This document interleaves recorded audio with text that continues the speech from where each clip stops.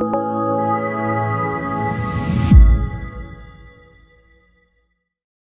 everyone, Lee Warren at Invisible Advantage again.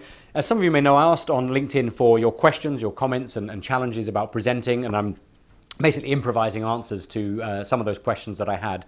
A very common one about performance, about the performance and the delivery of presentations, was people saying, I'm vocally not very interesting. I know I sound a bit boring when I present. What can I do to basically come alive more, to be more interesting to my audience? I want to say two things about that and leave you with a tip to take away and try out. The first thing is, and I say this over and over again, but you have to know that your message is right for the audience first. Don't try and dress up a bad message by making it vocally more interesting. And in fact, that has the reverse effect. It'll annoy your audience if you've got basically a rubbishy message that's presented in a very interesting way. However, let's assume your message is good. It is right for the audience. One of the things that a lot of people do in English, especially business English, is they suffer from what are called falling inflections. Now, falling inflections sound like this.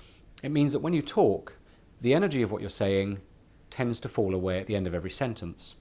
And if someone presents like this all the time, it's really hard to listen to them. It sounds like the energy is leaching out of the room. In fact, you probably want to walk out or punch the presenter fully in the face, especially if there were an hour of this to listen to. So I won't subject you to any more of that, but falling inflections happen all the time. You'll hear it in weather forecasts, you hear it on the news. People will say all sorts of things like, there's been a train crash in Newcastle. You'll hear this falling inflection and the energy falls away. The next presentation you listen to, you'll hear it happen a lot.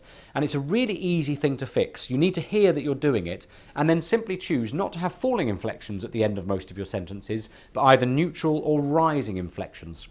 And so I'm going to give you a sentence I'd like you to practice with, and I do this with lots of my clients. It takes 2 or 3 minutes and it'll really help you to make your own vocal style more interesting.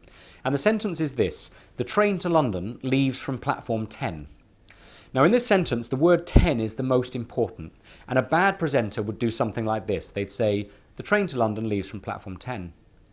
And it sounds like they don't care about the word 10. It sounds like they're not committed to their message. And if they sound like that, then you as an audience won't care about their message either. And that's why they sound bland and flat and uninteresting.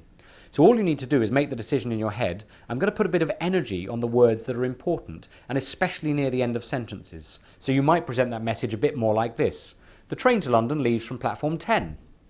And as an audience, you're more likely to be interested in that. You're more likely to be engaged in that. But more importantly, you'll understand what the message is. Because if you're on platform 9, you really need to know that it's on platform 10, the train that you need to get. So everybody wins. You become more interesting as a presenter, and your audience really gets your message more.